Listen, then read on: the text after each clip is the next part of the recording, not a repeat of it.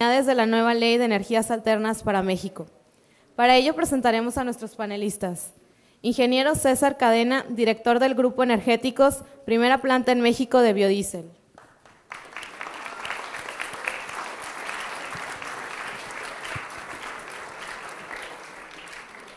Ingeniero Jaime Saldaña, director general del Sistema de Energía Internacional CEISA, planta tratadora de biogás procedente de rellenos sanitarios. Gracias.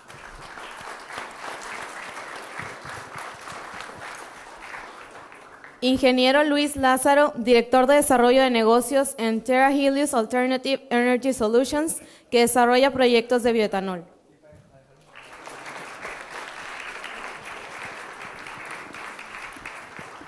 Ingeniero Héctor Martínez, vicepresidente de desarrollo de negocios de Eco Energy, empresa que desarrolla, posee y opera proyectos independientes de energía limpia en los mercados emergentes en el continente americano.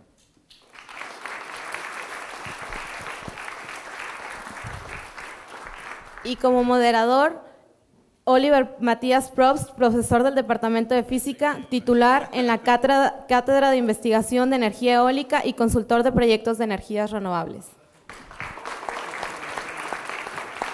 Con ustedes, el debate ideológico, oportunidades de la nueva Ley de Energías Alternas para México. Cabe mencionar que la presente conferencia desarrollará con la misma mecánica que la anterior. Sí, buenos días, ¿sí me escuchan? Bueno, bienvenidos todos a este panel sobre energía dentro del 11º Simposio de los Ingenieros Físicos. Además de darles la más cordial bienvenida a este evento, quiero agradecer la presencia de las 4 personalidades que están aquí en el panel, cada uno líder en su área, y creo que son 4 personas de mucha visión que están impulsando un área todavía incipiente, que es la energía renovable en México. Quiero mencionar también que como es un área creciente, es un área que va a demandar de muchos recursos humanos, y sabemos que dentro de la carrera de ingeniero físico industrial tenemos un área de energía, particularmente energía renovable, y muchos de ustedes o de sus compañeros que ya se han graduado han tomado el camino de la energía renovable, y creo que es una perspectiva interesante para muchos de ustedes, y creo que se pueden inspirar en los comentarios de este panel. Como último comentario, antes de iniciar la discusión, quiero mencionar que ya han sucedido algunos cambios sustanciales en el sector energético mexicano. Ustedes saben que se aprobó la reforma energética el año pasado, y en la estela de esa reforma energética enfocada principalmente al petróleo, también se aprobó una ley de energía renovable. Ya está en pie también una ley de fomento a los biocombustibles. Falta que se traduzcan esas leyes en reglamentos que hagan operativas estas leyes. Entonces, la mecánica de este panel va a ser la siguiente. Tenemos una breve intervención de 5 minutos de cada participante, que va a platicar un poco acerca de su proyecto o sus proyectos de su empresa, y luego tenemos 2 preguntas o bloques de preguntas, una relacionada con las perspectivas y expectativas de cada participante acerca del desarrollo de energía renovable en México, y la segunda acerca de las necesidades y expectativas de reclutamiento y capacitación de recursos humanos, y finalmente en el último punto va a ser un debate abierto en el cual ustedes pueden hacer preguntas directamente a los participantes sobre algún tema que les interese, ¿no? Muy bien, entonces tengo entendido que vamos a empezar con la intervención del… sí, como gustes, puedes quedarte con la intervención del ingeniero Héctor Martínez sobre las actividades que tiene en el tema. Muy bien, pues antes que todo, muchísimas gracias al doctor Probst, al Tecnológico de Monterrey, por darme esta oportunidad de compartir estas experiencias en esta área, que es muy, muy importante para nuestro país, y ustedes, bueno, se van a dar cuenta después de las presentaciones que hay un gran área de oportunidad para todos ustedes ya cuando salgan, ¿no? Y siempre y cuando sean buenos. Bien, empezamos, por favor.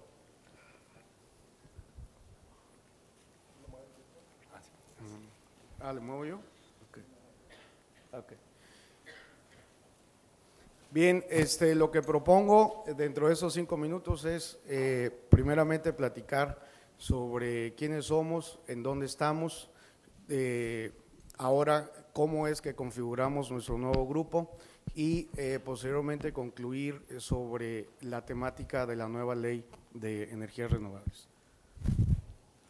Bien, Econery International Corporation es una empresa de capital americano que cotizamos en bolsa en Londres, en donde principalmente se inició con las operaciones de desarrollo de proyectos enfocados hacia proyectos de energía renovable. Nuestro headquarters está en Boulder, Colorado. Tenemos oficinas en Monterrey, en Costa Rica, en San Pablo, en Londres, pero después de un tiempo nos dimos cuenta que requeríamos de más capital para poder entrar en las grandes ligas a nivel mundial, y entonces fue que invitamos a otro grupo que finalmente nos terminó comprando. Este grupo es el grupo Suez. Suez International es un grupo muy fuerte con sede en París, es un grupo francés que, bueno, pues tiene el triple de la capacidad instalada de CFE a nivel mundial, y ellos ordinariamente desarrollan proyectos enfocados con fuentes convencionales, con combustibles fósiles, entonces les faltaba esa parte verde y aprovechan la necesidad de inversión de parte nuestra y entonces nos adquieren. Prácticamente Econery International Corporation ahora es una filial de Suez International con sede en París. Y esos son algunos números de Suez, ¿verdad? Realmente es un grupo muy poderoso, en donde en cartera, en el flujo de efectivo cotidiano, tiene 75,000 millones de euros, en donde, bueno, pues esto puede comprar pues a cualquier proyecto que ellos quieran, ¿no? Bien, contamos en este momento en desarrollo con 2 proyectos aquí en México. Son 2 proyectos eólicos, en donde uno se encuentra localizado en Baja California Sur, en donde está Puerto San Carlos, ¿verdad? Aquí en esta zona prácticamente estamos aprovechando que todas estas islas nos rompen a los huracanes de la zona y nos permiten aprovechar todo ese potencial eólico en la península de Baja California Sur. Y otro proyecto que tenemos en Santa Catarina, pero ahorita les voy a comentar algunas cosas sobre el proyecto de Baja California. Estamos entre Ciudad Constitución y Puerto San Carlos. Tenemos pensado instalar 8 turbinas de 2.5 megas cada uno, son marca Furlander, con torres estructurales de 145 metros, con turbinas con rotores de 100 metros de diámetro. ¿Por qué nos fuimos tan alto? Bueno, pues precisamente por el problema de que la calidad de viento que tenemos en esa zona, el régimen de viento no es tan bueno. Estamos hablando de velocidades promedio de 5.8 metros por segundo a 60 metros de altura. Afortunadamente nos encontramos muy cerca de una termoeléctrica de Comisión Federal de Electricidad, entonces prácticamente vamos a estar conectados al barraje, al bus directo de generación de CFE, y de ahí entonces vamos a exportar la energía hacia la parte sur de Baja California Sur. Desafortunadamente se tiene una infraestructura muy endeble, muy pobre por parte de Comisión Federal de Electricidad, en donde hay prácticamente nada más 4 municipios conectados en la red, lo que es Loreto, el municipio de Comondú, La Paz y Los Cabos. De Mulegé y Santa Rosalía hacia arriba no están conectados, cada una de esas ciudades tiene su generación propia, ¿no? Entonces no podemos transportar la energía desde Puerto San Carlos a las ciudades que están en el norte del estado. Es muy importante mencionarles que el factor de planta desafortunadamente no es muy bueno. Estamos hablando de un promedio de aproximadamente 23%, subiéndonos ya hasta 145 metros de altura, vamos a poder conseguir un mejor régimen de viento y incrementar este factor de planta hasta aproximadamente 26.5%. Esto es la capacidad de generación considerando turbinas Furlander de 2.5 megas por cada una. Bien, para el proyecto eólico de aquí, de Santa Catarina, estamos hablando también de una central eólica de 20 megawatts, en donde se pretende instalar otra vez 8 turbinas de 2.5 megawatts cada una, marca Furlander de Alemania. Aquí les muestro un mapa para que se ubiquen un poco de dónde estará instalada. Estará instalada a la altura del Cesteo de las Aves, prácticamente en donde inicia el cañón del corredor de Santa Catarina hacia Ramos Arizpe. Entonces, ahí pasará al lado una autopista, la nueva autopista de Saltillo Monterrey, pasará exactamente al lado de la primer torre de 100 metros de altura. Esto es solo para mostrarles algunos de los beneficios que les estamos brindando hacia los off-takers, hacia los consumidores finales de la energía, en este caso el municipio de Monterrey, ¿verdad? En donde ellos tendrán un ahorro de aproximadamente 5.8 millones de pesos al año, ¿verdad? Prácticamente sin invertir absolutamente nada, solo consumiendo parte de los circuitos que ellos tienen.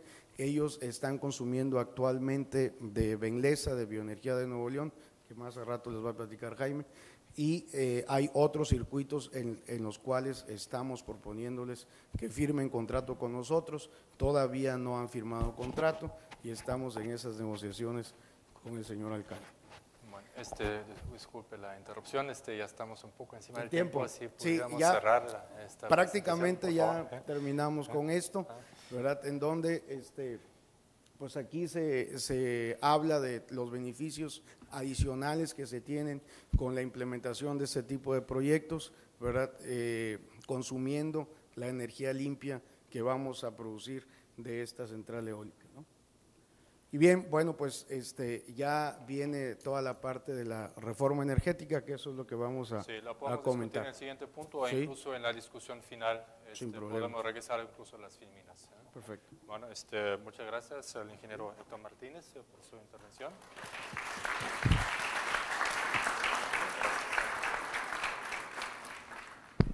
Muy bien.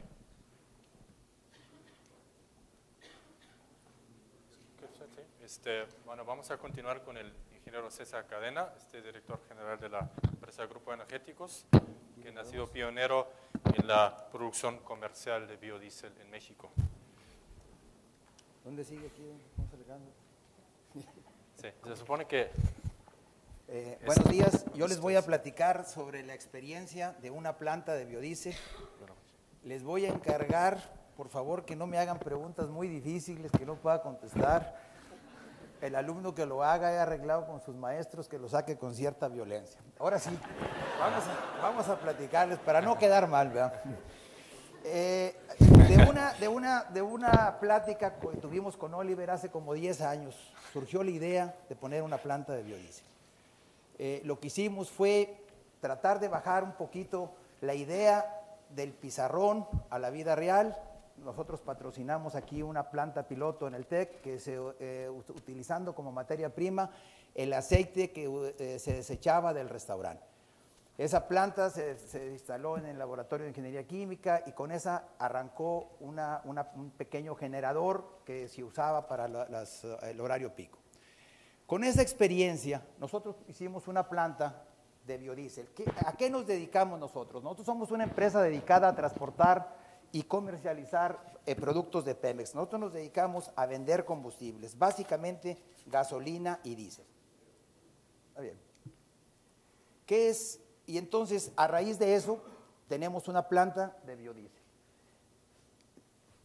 ¿Qué es el biodiesel? Es un combustible alterno de combustión limpia, producto de fuentes renovables como aceites vegetales y grasas animales. Puede ser mezclado en cualquier proporción con el petrodiesel, puede ser usado en forma pura en cualquier motor diésel. Es un producto degradable y que tiene y está libre de azufre, que es prácticamente una de sus principales características. Entonces, esta planta la instalamos aquí en Cadereyta y está actualmente en plena operación. Es la primera planta que realmente produce biodiesel en México. Ustedes habrán leído, habrán escuchado que hay muchos proyectos de biocombustibles, pero este es uno que sí realmente ya es una realidad.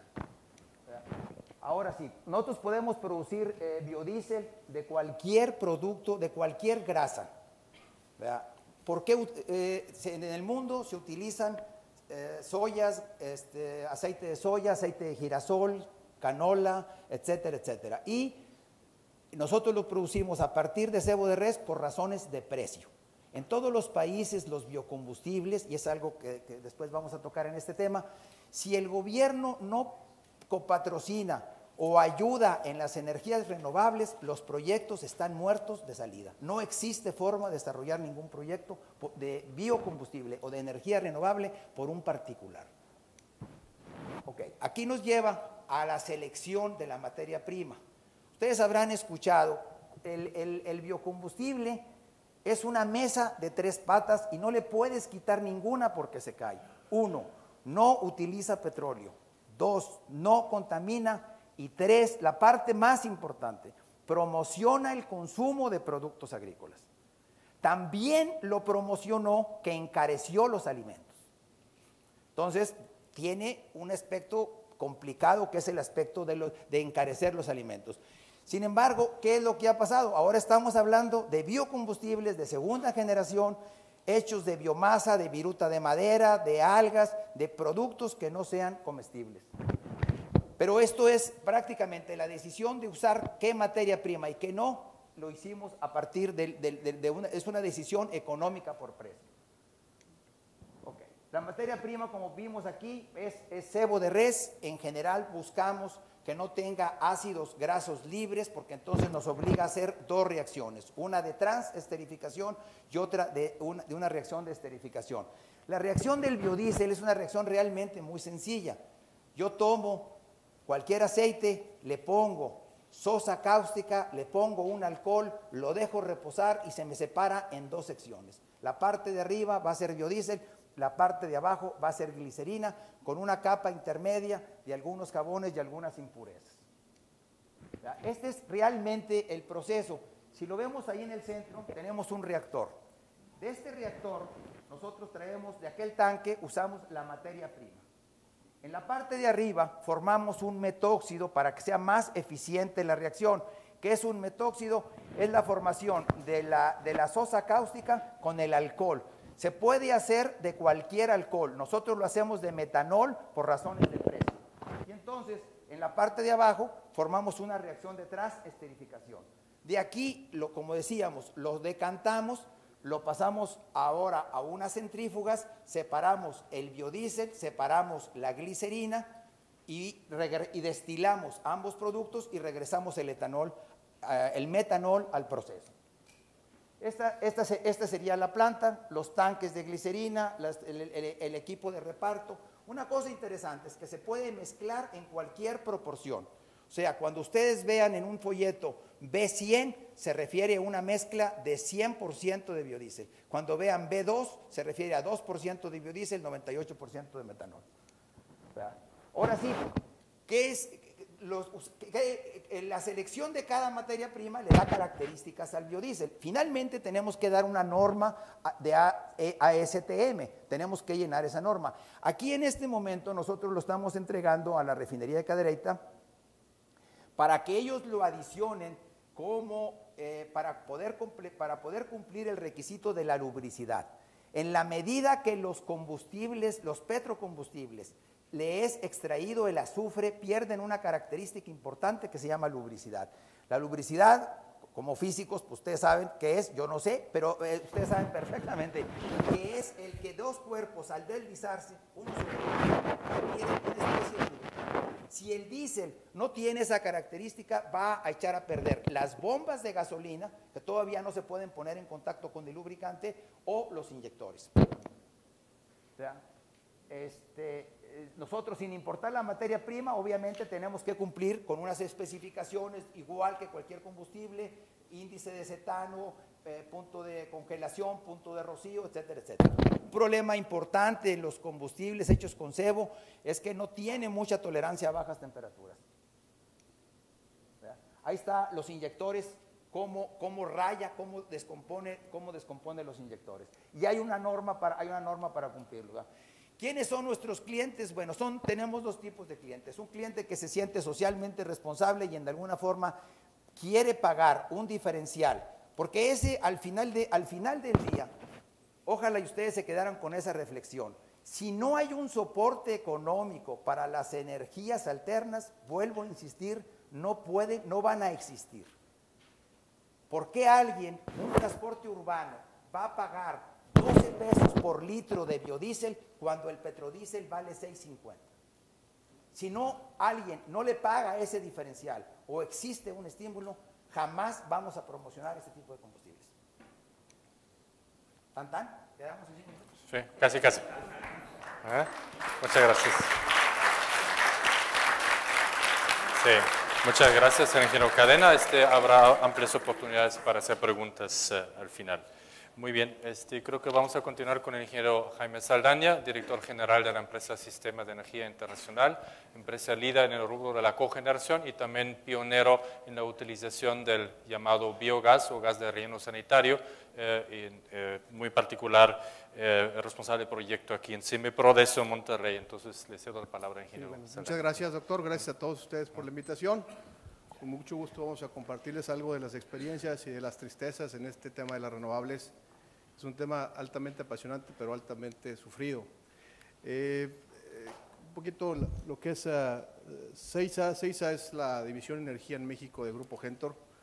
Alguien se acordará, bueno, ustedes son muy jóvenes, de lo que era el Grupo Gentor. El Grupo Gentor es un grupo empresarial 100% mexicano, de la familia Garza Sepúlveda. El abuelo de mi jefe, que ya falleció, era el fundador de la cervecería, don Isaac Garza, y el abuelo de mi actual jefa, que es la presidenta del Grupo Gentor, la señora Nora Calderón, don José Calderón es el otro fundador de la cervecería.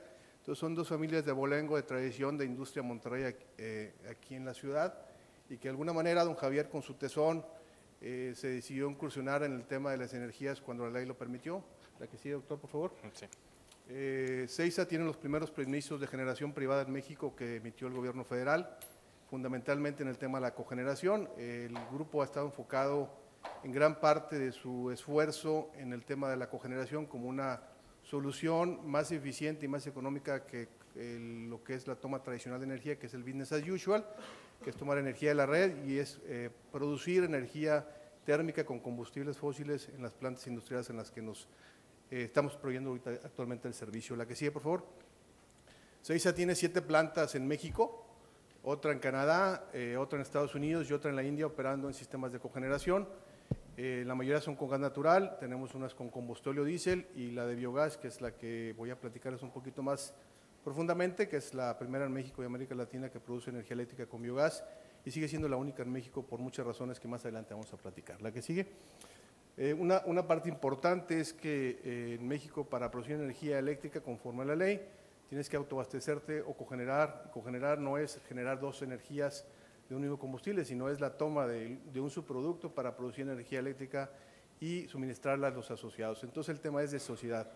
Todos mis compañeros que están metidos en el tema energético van a platicarles que un gran reto que tenemos es que para producir energía en México de manera renovable, normalmente vas a tener que buscar sociedades con los gobiernos y ese es un tema todavía complejo y muy difícil de soslayar. La que sigue, por favor.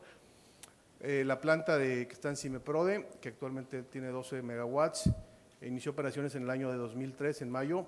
Yo tuve la fortuna de iniciarlo como servidor público, allá por el año 2000. Es un proyecto que nació en una plática, una charla café en 1999, entre el Banco Mundial y la Sedesol, para ver qué se podía hacer adicionalmente al tema del manejo adecuado de los residuos sólidos.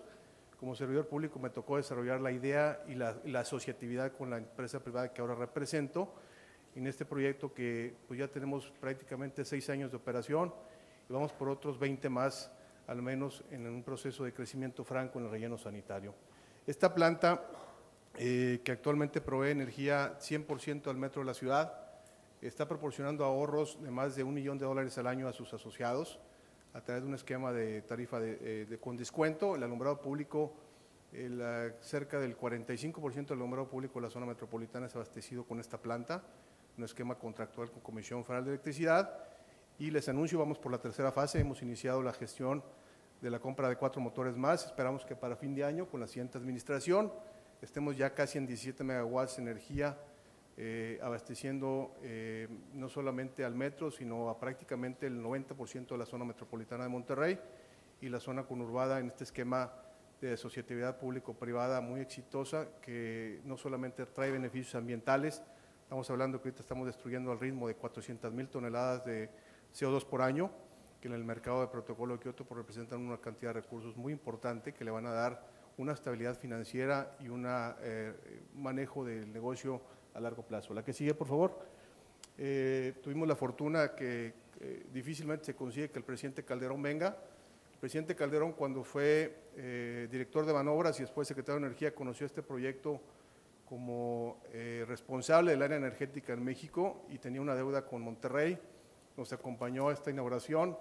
Un día después de los problemas de Morelia, canceló una visita a Pemex, vino a un evento de una relación de un centro de seguridad y a Bioenergía Nuevo León, lo cual a nosotros nos dio mucho gusto porque habló muy bien, no solamente de la planta, sino los esfuerzos que en materia de riesgo de inversiones hemos hecho la iniciativa privada en ese sentido. La que sigue, por favor. Vale la pena, los que no conozcan la planta, de veras es un modelo integral de negocio de cómo sí se puede hacer sociedades exitosas entre gobierno y particulares. Estamos hablando de municipios, gobierno del Estado y el gobierno federal en el tema de gestión y de contratos y de permisos, y cómo hacer que sí este proyecto sea rentable para los inversionistas privados y públicos, tomando lo que antes era un pasivo ambiental y ahora es un recurso energético renovable muy interesante. La que sigue. Estamos nosotros adheridos al protocolo de Kioto. Nuestro proyecto está en fase final de registro. Estamos contando emisiones a partir del 6 de febrero. Estamos en un Minors Corrections. Esperamos en los siguientes días estar ya registrados como proyecto MDL y estar empezando a reducir emisiones en el término del mercado de protocolo de Kioto. La que sigue, por favor. El relleno sanitario son 202 hectáreas. Es un relleno sanitario gigantesco. Ahorita tiene más de 20 millones de toneladas y esperamos que acumule 40 millones de toneladas. La que sigue. Vamos por la tercera fase de 17 megas. Esperamos que el relleno sanitario nos pueda dar un potencial de 25 megas allá por el 2022 y ahí empiece a declinar conforme la basura ya no pueda acceder al sitio. La que sigue. Y bueno, les agradezco mucho el tiempo y más al rato platicamos de este tema tan apasionante que es la energía renovable utilizando biogás de relleno sanitario. Muchas gracias. Sí. Muchas gracias al ingeniero Jaime Saldaña por esta interesante presentación y la última y cuarta presentación va a estar a cargo del ingeniero Luis Lázaro, es director general de la empresa Terra Helios Alternative Energy Solutions, involucrada fuertemente en el desarrollo de proyectos de biocombustibles, y le cedo la palabra al ingeniero Luis Lázaro. Muchas gracias, Oliver. No les voy a hacer una presentación, voy a tratar de ser lo más breve posible. Terra Helios es una compañía que se fundó en enero del 2007 con el objetivo de asumir el liderazgo en la industria de los biocombustibles en México.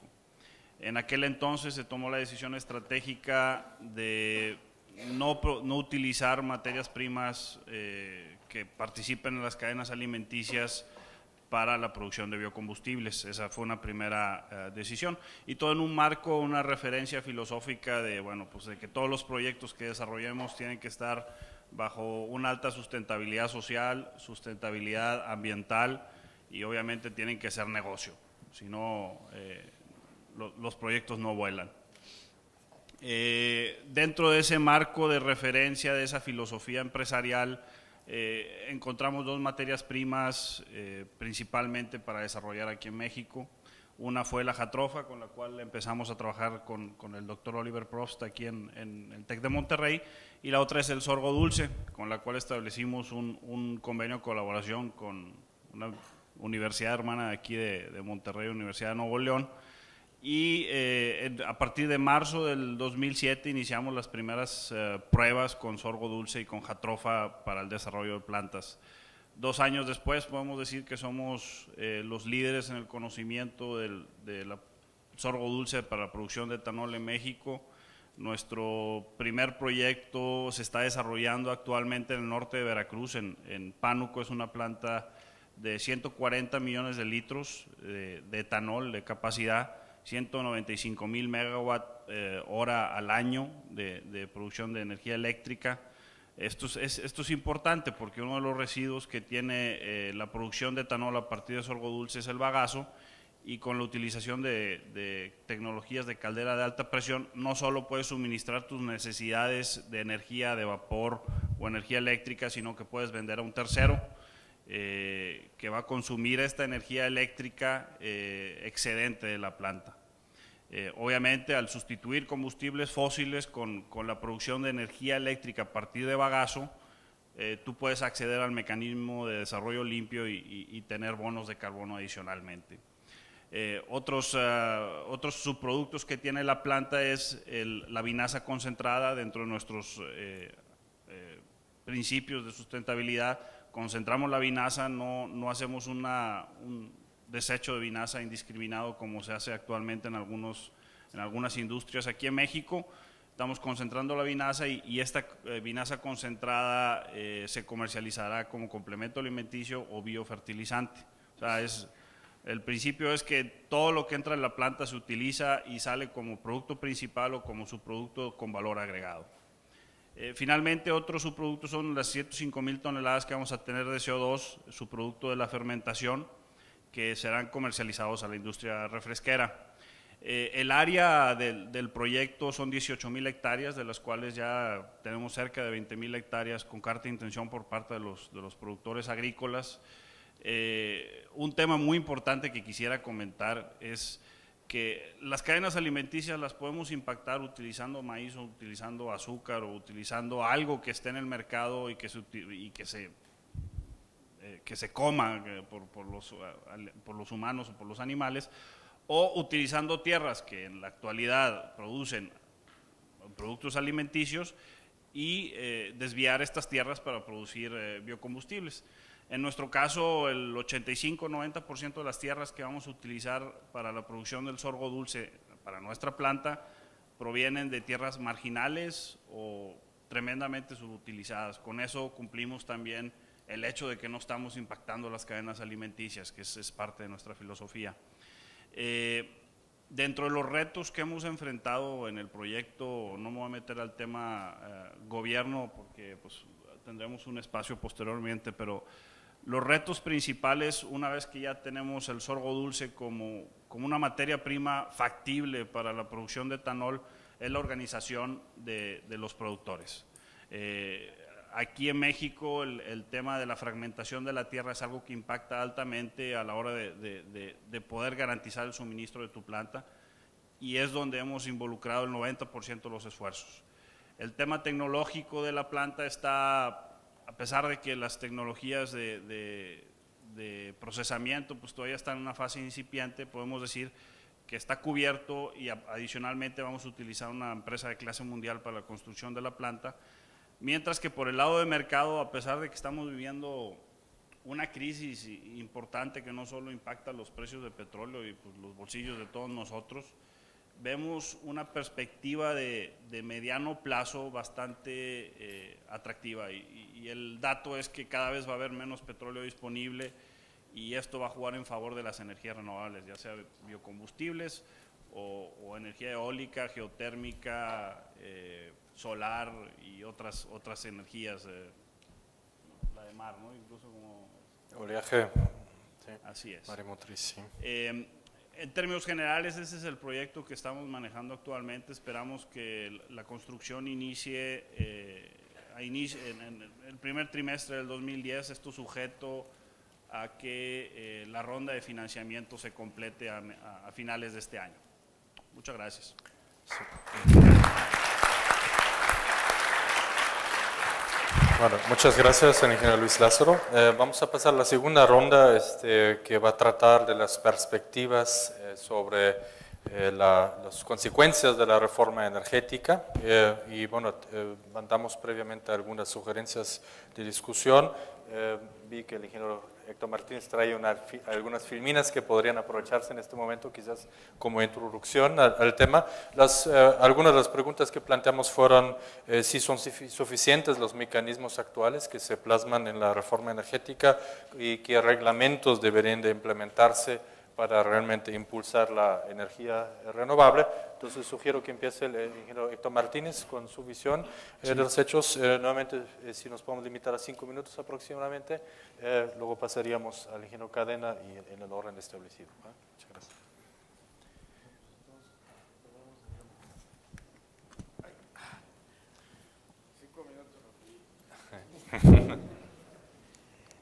Síguele hasta la sección que dice reforma energética, por favor.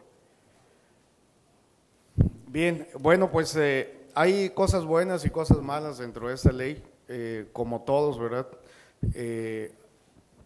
Siempre hay que sopesar que seamos o que mostremos lo bueno que tenemos y que tratemos de minimizar lo malo. Y yo creo que en ese sano equilibrio, síguele. Ahí está. ¿La otra? No. Exactamente. Creo yo que esta ley cumple con este sano equilibrio, tiene más cosas buenas que malas. Uno de los objetivos importantes que vemos en esta ley es definitivamente lo que es la ejecución, ¿verdad? O sea, independientemente de la promoción, de la difusión, la ejecución es lo que nos hace falta en México. Esto es, ya estamos cansados del bla bla. Cuando el presidente Calderón inaugura la Ventosa 2 en Oaxaca, él se compromete a que se tenga cuando menos el 5% de la capacidad instalada en nuestro país con fuentes renovables de energía. Y entiéndase, no con plantas hidroeléctricas, que eso, bueno, pues lo podemos cumplir muy fácilmente, pero principalmente con viento, con energía solar, con biomasa. Y en ese sentido, bueno, pues estábamos en ese entonces por debajo de un 2%.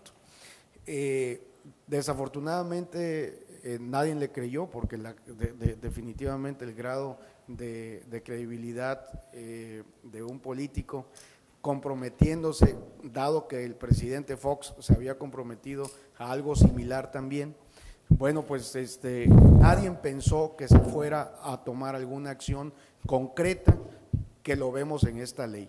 Desafortunadamente este es el primer paso, esto es de alguna manera el esqueleto, no tenemos todavía los documentos, los procedimientos de operación, pero sí están claramente definidos quién es el operador, quién es el comisario, quién es el promotor, ¿verdad? Cada cuánto se va a revisar los resultados y principalmente los recursos, con cuánta lana vamos a hacer y vamos a operar esta ley. Estamos hablando de 3,000 millones de pesos que inicialmente ¿sí? se destinan para el cumplimiento de los objetivos de esto.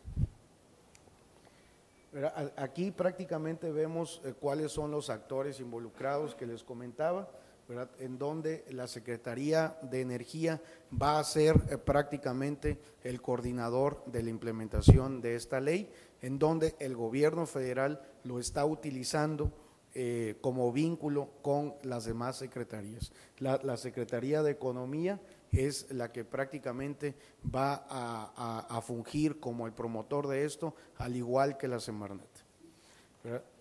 ¿Síguele? Otra cosa muy importante que vemos es que el gobierno federal puede hacer convenios, en lo particular con estados, con municipios, precisamente para desarrollar proyectos con fuentes renovables de energía. De hecho, el gobierno del estado de Baja California Norte está siendo dueño de una central eólica, es pequeña, de aproximadamente 10 megawatts, ¿verdad? Para su autoconsumo, para poder consumir la energía en los sistemas de alumbrado público, en las oficinas de gobierno, en sistemas de agua potable y demás. Bueno, esto es una realidad. Definitivamente vemos que hay un mecanismo de compromiso del gobierno federal para poder implementar esta ley. ¿La que sigue? Antes de esta ley definitivamente contábamos con algunos mecanismos que son muy tortuosos, ¿verdad? Lo comentaba Jaime, es definitivamente toda una aventura que desafortunadamente muchas veces se convierte en una pesadilla. Tratan de desesperarnos, de presionarnos en el tiempo, más sin embargo la persistencia es lo que vemos en estos casos que distingue al éxito o el fracaso de alguno de los proyectos. Afortunadamente ya con esta nueva ley, que esperemos en Dios que efectivamente vengan esos procedimientos de operación en los siguientes seis meses y que podamos entonces ahora sí reducir los tiempos de los permisos y tener más apoyos hacia los permisionarios, ¿no? La que sí. Vemos también de que como parte del cumplimiento de esta ley, ¿verdad?, hay beneficios sociales. Esto es, se está considerando a mucha gente que desafortunadamente no tiene el nivel educativo suficiente como para poder entender un contrato de usufructo o de renta de tierra. Y entonces muchas veces los permisionarios abusan de eso y después se dan cuenta y pasan situaciones como las que están pasando en Oaxaca, ¿verdad? O sea, en donde se abusó de los propietarios de la tierra, de los ejidatarios, luego se dan cuenta y entonces bloquean el desarrollo del proyecto. Aquí no, aquí ya prácticamente se le da una posición a estas gentes, ¿no? La que sigue. Entonces, lo que les comentaba, hay partes buenas y hay partes malas. Una de las partes buenas que no he mencionado es, bueno, que a CFE no se le menciona dentro de esta ley, ¿verdad? Que a CFE prácticamente se le obliga a acatar, a darle seguimiento a lo que está estipulado en esta ley, lo cual es muy bueno porque desafortunadamente tiene un lastre pegado ahí que es el sindicato, ¿verdad? O sea, el sindicato de Comisión Federal de Electricidad, en vez de apoyar, en vez de ayudar a la implementación de este tipo de proyectos, desafortunadamente pone mucha resistencia pues a la implementación de los mismos, ¿sí? Y otra cosa que vemos dentro de lo feo, ¿verdad?, es que no hay todavía los incentivos económicos de lo que comentaba el ingeniero Cadena, ¿verdad? O sea que los costos de generación de los kilowatt-horas verdes son definitivamente más caros que con fuentes convencionales, por ejemplo, con un ciclo combinado en gas, ¿verdad? O con energía nuclear inclusive, ¿sí? Pero ese diferencial nadie lo paga. Entonces, las corridas financieras de nuestros proyectos, ¿sí?, se ven definitivamente muy estresadas, muy presionadas para poder invitar a inversionistas a que participen con nosotros en la implementación de este tipo de proyectos. Entonces, esa parte es la que nos está haciendo falta para el desarrollo de más proyectos de fuentes renovables de energía. Bueno, y con eso termino. Muchas gracias, ingeniero Héctor Martínez, por esta introducción. Con vistas al tiempo y en beneficio de la discusión que pretendemos tener todavía, les pediría a los ponentes faltantes que fusionen, por favor, sus dos intervenciones, comentando primero acerca de lo bueno y lo malo de la reforma energética que ya tocó el ingeniero Héctor Martínez y sus necesidades de reclutamiento. ¿Cuál es el perfil del egresado que ustedes quisieran contratar en sus actuales y futuros proyectos? Muy bien. Un minuto para comentar la ley para el aprovechamiento de energías renovables y el financiamiento de la transición energética. Este objetivo de la ley es regular el aprovechamiento de fuentes de energías renovables viento, radiación solar, energía oceánica, calor de yacimientos geotérmicos y los bioenergéticos que determine la Ley de Promoción y Desarrollo en la materia. Y tecnologías para generar electricidad, pero con fines diferentes a la prestación de servicio público de energía eléctrica. La directriz al respecto es la estrategia, aquí a todos le ponemos un nombre bien fregón, ¿verdad? Se llama Estrategia Nacional para la Transición Energética y el Aprovechamiento Sustentable de Energía. Así que el que vaya a jalar aquí, más vale que se consiga una tarjeta grande para que quepa nada más donde jala, ¿verdad? Esta deberá ser presentada públicamente por la CENER a más tardar el 30 de junio del 2009. Si ustedes se fijan, los plazos son bastante largos. Ya quisieran sus maestros darles estos plazos para los exámenes. Y la publicación del reglamento de la ley y demás disposiciones tienen como límite el mes de octubre. Para llevar a cabo la estrategia se plantea la creación, siempre formamos una comisión, así también con otro nombre muy rimbombante, que se llama Fondo para la Transición Energética y el Aprovechamiento Sustentable de Energía. Eso sí, va a iniciar con 3,000 millones de pesos anuales.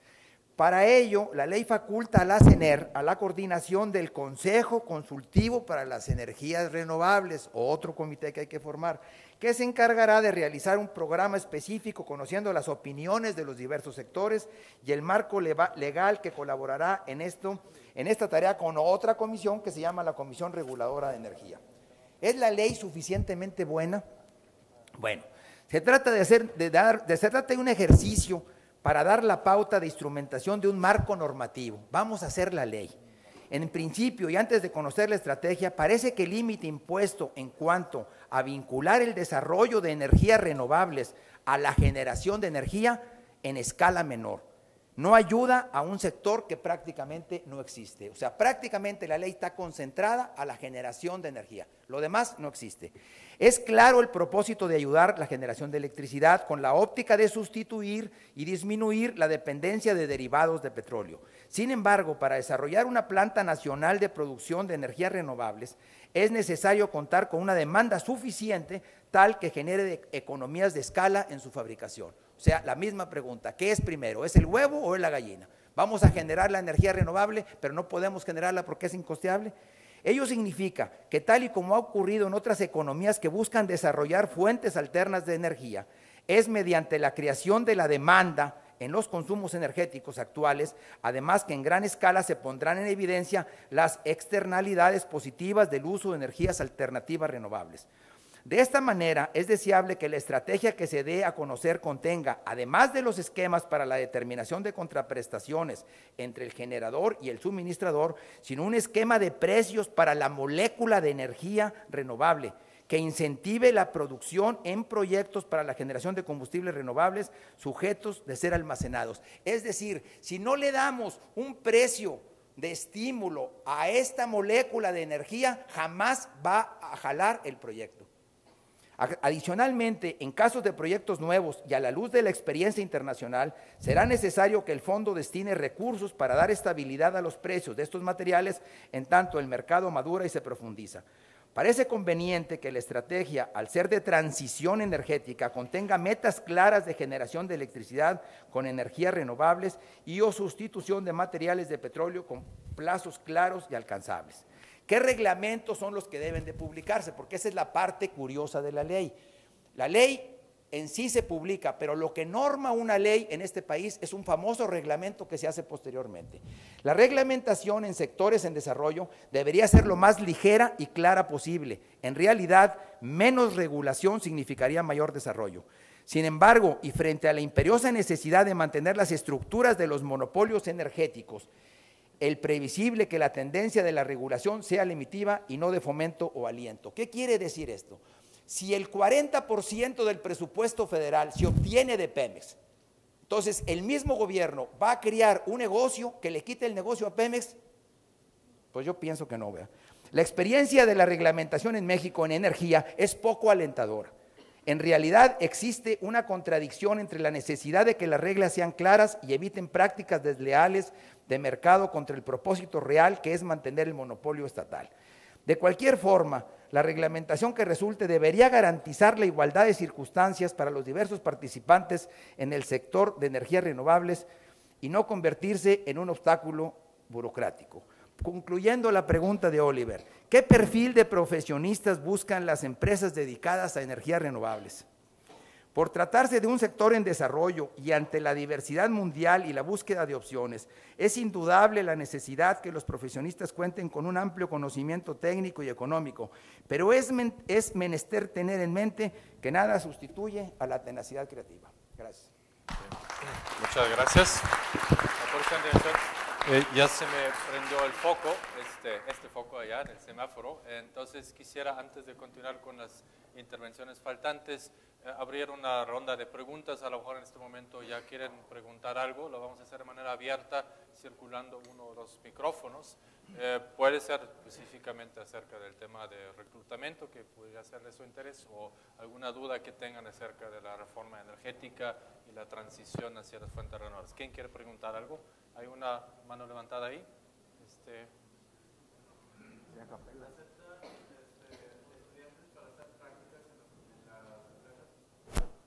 Nosotros iniciamos un programa con el tecnológico en dos vertientes. Primero, nosotros estuvimos aportando recursos para el desarrollo del programa. La segunda parte, nosotros tenemos un programa que lo anunciamos, realmente nos enorgullece porque nosotros mantenemos 21 muchachos becados de cualquier actividad, no nos interesa a qué se dedican, no solamente a temas de energía. Y la tercera, sí aceptamos muchachos para prácticas o para trabajo. Sí, que no sé si los más quieren contestar también esa pregunta.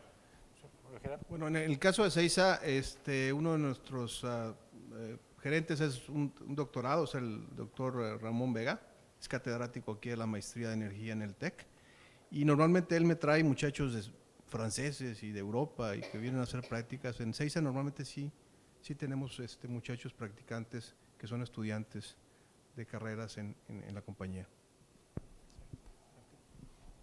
Sí, en nuestro caso también, en Econergy, y algo muy importante con la adquisición del grupo Suez hacia nuestra empresa es que las prácticas se pueden hacer en otros países. Suez está en todo el mundo, entonces se puede utilizar la plataforma de Monterrey para poder hacer prácticas en otros países también. Definitivamente también vamos a tener necesidades más orientadas hacia el segundo semestre de este año, pero bienvenidos todas las inquietudes. Muchas gracias. ¿Alguien más quiere preguntar algo en este momento? ¿Algo relacionado con dudas? Ahí una mano levantada. Bueno, el petrodiesel actualmente gana más por cantidad que por calidad, porque es lo que la mayoría de los… ¿Sí me escuchan bien con esto? Sí.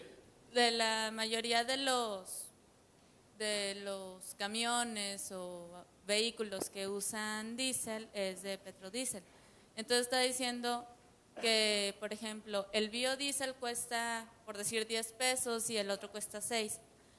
¿Qué ventajas? El petrodiesel obviamente pues gana por cantidad. ¿Qué ventajas tendrían ustedes para ganarle por calidad?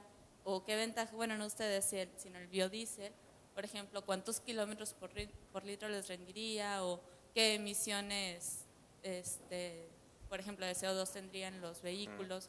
¿O cómo venderían el biodiesel para decirles, mira, te conviene mejor usar mi producto que el petrodiesel que estás usando actualmente? ¿Cuáles son las ventajas que compensan el aumento? Si no les van a dar incentivos o algo así.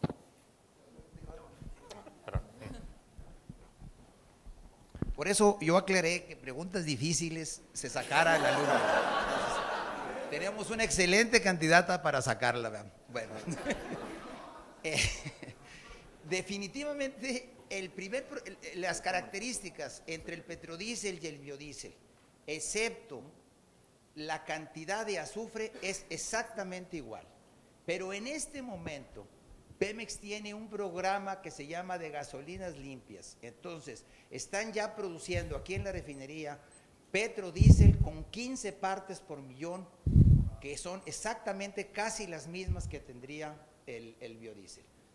Entonces, para no echarle mucho rollo, no tenemos ninguna arma defensiva contra ese argumento del precio. No existe ventaja entre el biodiesel y el petrodiesel en este momento, porque nuestra principal ventaja, que era el azufre, ya Pemex la tiene también. Entonces, por eso hablo de los estímulos a las energías renovables. En los países en el que no hay apoyo a la energía renovable, son países que no se ha desarrollado la energía renovable. Ante ese diferencial de precio, de hecho, la única solución que tenemos es sentarnos a llorar, no tenemos otra solución. Bueno, quizás vale hacer la aclaración que a pesar de que la ausencia de azufre y la mayor lubricidad del biodiesel es una de sus principales ventajas, sí hay una reducción en emisiones en diferentes rubros. Sin embargo, como ya comentaba el ingeniero Cadena, es a veces difícil lograr que se contabilicen en pesos y centavos esas ventajas. O sea, nuestro medio ambiente nos agradece esas reducciones, pero hay que ponerle un precio a ellos. En la reducción de CO2 existen mecanismos ya para darle precio a través de los bonos de carbono. En otros contaminantes no existe ahorita ese premio todavía, ¿no? Muy bien, el diferencial de esos estímulos realmente es muy tardado, es muy complicado. Sí se reduce en un 8% la cantidad de CO2 emitido, por una razón muy sencilla. El biodiesel tiene 8% menos de contenido de carbón, no por ninguna otra razón. Si para algunos gobiernos o personas el fomento a la actividad agrícola es un argumento, ese es el argumento realmente al fomento. Por ejemplo, en el caso de Brasil, igual que es un caso parecido al de Estados Unidos, Brasil dijo, yo tengo áreas muy grandes agrícolas que no he desarrollado, y entonces yo te voy a obligar a ti, gasolinero, que tú le añadas el 25% de etanol. Se acabó. No hay razones económicas. Hay una razón económica que va atrás de esa medida para el desarrollo agrícola. En el caso del biodiesel, el 6% es lo que tienes tú que añadirle de biodiesel. Se acabó la historia. Bueno, ya se nos prendió el foco rojo. No sé si podemos admitir una última pregunta. Sí, aquí adelante, por favor.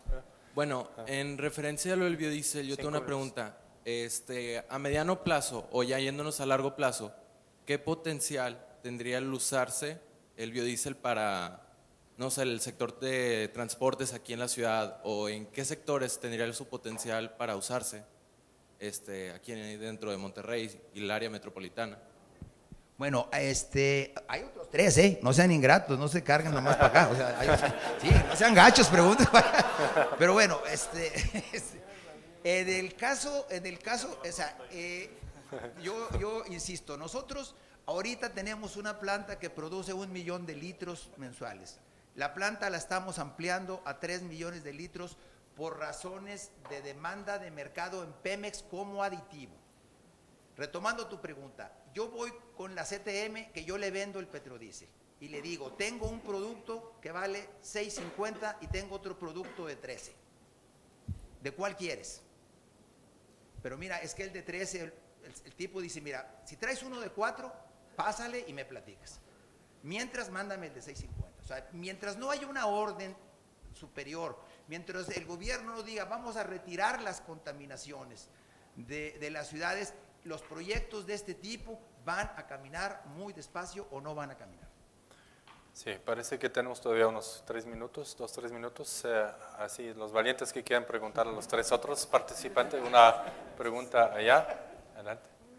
Normalmente se despiertan al final, ¿verdad? Bueno, ¿y existe la posibilidad de que la producción de biodiesel sea tan grande que el número ya no sea tan diferente y la demanda ya no sea tan, ya no haga que el precio sea tan alto? Pues el ingeniero Lázaro también sabe de biodiesel, a lo mejor puede contestar esta pregunta.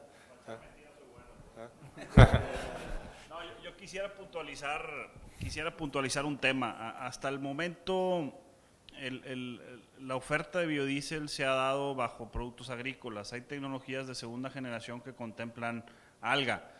Así como el etanol a partir de celulosa, es incierto todavía cuáles van a ser cuál va a ser la estructura de costos de la producción de biodiesel a partir de alga. Pero se podría presentar ese escenario donde eventualmente la producción sería masiva y los costos serían mucho menores.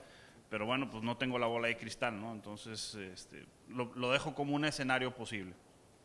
Una posibilidad sería que cuál es la tendencia que van a tener los petroproductos, los petroprecios. Ahorita estamos en un momento muy malo porque el barril de petróleo vale $40 y sobre ese precio ninguna energía renovable se va a desarrollar. Hace 6 meses estábamos a $140 el barril. La pregunta es, ¿qué le va a pasar a ese precio? Si se tiende a encarecer, todos estos proyectos van a crecer por razón natural, porque todos vamos a buscar otra fuente que resulte más barata. Bueno, ahora que se despertó el público, vamos a plantear 2 preguntas más ahí, antes de cerrar. Adelante. Hay que traer el micrófono. La mía es una pregunta así en general para todos. Ahorita pues con lo de la crisis que dicen que ahorita el 2009 y que viene muy fuerte, ¿qué tanto le pega a la industria y los recursos de las energías renovables? No sé, ingeniero Martínez, quizás quiera preguntar esto. Mira, en nuestro caso ya teníamos todo el plan bien estructurado para la implementación de ese proyecto y te quiero ser franco, como todo esto estaba estructurado en euros, entonces ahora, dado que nuestra entrada de la venta de energía es en pesos, sí sufrimos para poder justificarlo. Más sin embargo, nos estamos amputalando con los manufactureros de las turbinas que afortunadamente están bajando el precio, no lo están bajando considerablemente, pero sí están bajando el precio. Por esta misma crisis, como comentaba, hay cosas buenas y cosas malas.